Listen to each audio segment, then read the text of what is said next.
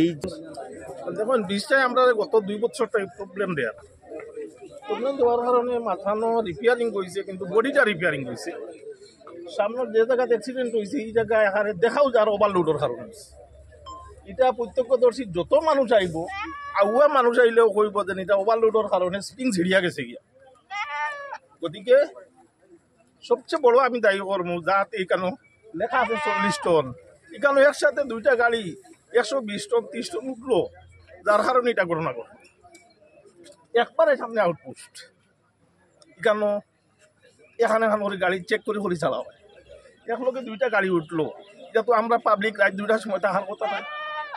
গতিকে আমি অনুরোধ করবো অতি সত্তর এখানে একটা দুলন ভুল দেব, যাতে বাইক যাইতে পারে, স্কুলের ছাত্রছাত্রী যাইতে পারে। দুলন ভুল বানাইতে সরকারের সময় লাগতো না, একটা দুলন ভুল দিয়া প্রবলেমটা সমাধান করে দেওয়া হোক। এখানে SDRF নৌকা দেওয়া হয়েছে, ইটা সামান্য, ইটা তারা বড় ধরনের অ্যাক্সিডেন্ট হওয়ার সম্ভাবনা। গতিকে আমি অনুরোধ করবো এই দেশের খাদ্যদ্রব্যতেই শুরু করিয়া প্রত্যেকটা জিনিসের দাম ঊর্ধ্বগতি হইব। খালাইনটা কি একটা গাড়ি আইয়া ওদিকে বহুত রইয়া ঘুরিয়া শিলচর ঘুরিয়া বাড়াই। গতিকে ছাত্রছাত্রীর কথা বিবেচনাত রাখিয়া, ব্যবসায়ীর কথা বিবেচনাত রাখিয়া অতি সত্তর একটা দুলনমূলক ব্যবস্থা করে দেওয়া হোক। আর নিরপেক্ষ একটা তদন্ত কমিটি গঠন করা হোক। এই ঘটনাটা ঘটল কেন, উপযুক্ত যারা শাস্তি পাইবার যোগ্য তারা শাস্তি পাইবার লাগে আমি অনুরোধ, প্রশাসনের শাস্তি দেব। বর্তমান আমাদের আজকে রাত্রে 1:30টার সময় আমাদের গুয়াহাটি শিলচর যে সংযোগী রাস্তা এটার উপরে একটি ব্রিজ বাঙ্গারপাড় হারাং নদীর উপরে ছিল। আজ বহুত দিন অকেজ ছিল, কিন্তু 1 বছরের মধ্যে এই কাজটি করে আজ 1 মাস হয়েছে না। রাস্তা চলাচল করার জন্য, গাড়ি চলাচলের জন্য দেওয়া হয়েছিল, কিন্তু আজকে রাত 1:30টার সময় এই ব্রিজটি ভেঙে পড়েছে। বর্তমানে আমাদের শিলচর অথচ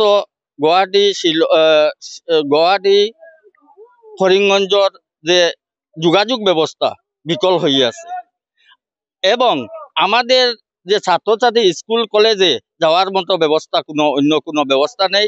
আমরা অতি সত্বর আমাদের কর্মবীর মুখ্যমন্ত্রী কাছে আমরা অনুরোধ করছি যে অতি সত্বর আমাদের এই ব্রিজটাকে অতি সত্বর সম্পূর্ণ করিয়া আমাদের চলাচলের ব্যবস্থা করিয়া দেওয়ার জন্য।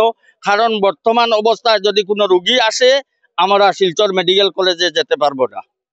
কিছুদিন আগে দেখা গেছে যে এটা রিপেয়ারিং এইভাবে হয়েছে, পুন্না জিনিসে রং করিয়া নয়া বানাইয়া তৈয়া দেওয়া হয়েছে। আমরা বারবার অনুরোধ করছি যে এই কাজ হচ্ছে না, কিন্তু আমাদেরকে ডর দেখাইয়ে কাজটি সম্পূর্ণ করিয়া চলিয়া গেছে। PWD দেখাইছে, এরপরে ইঞ্জিনিয়ারেও দেখাইছে, কন্ট্রাক্টরেও আমরারে ভয় দেখাইছে। আমরা দাবি অতি সত্তর আমরারে অন্য ব্যবস্থা করি, আমরা ছাত্রছাত্রী রোগী অথচ করিমগঞ্জ যাওয়ার ব্যবস্থা করিয়া আমরারে দেওয়ার লাগি আমরা অনুরোধ জানাইয়া আমরা মামার কাছে না দেওয়া তাহলে আমরা আন্দোলন করবো, বৃহত্তর আন্দোলন গড়িয়া তুলমু। এই জায়গার মধ্যে দুর্নীতি হয়েছে, আমরা বারবার কাজ চলাকালীন অবস্থায় আমরা মিডিয়ার মাধ্যমে জানাইছি, আর এখনো হইয়ার এই কাজটা সম্পূর্ণ কাজ দুর্নীতির মাধ্যমে হইয়া গেছে।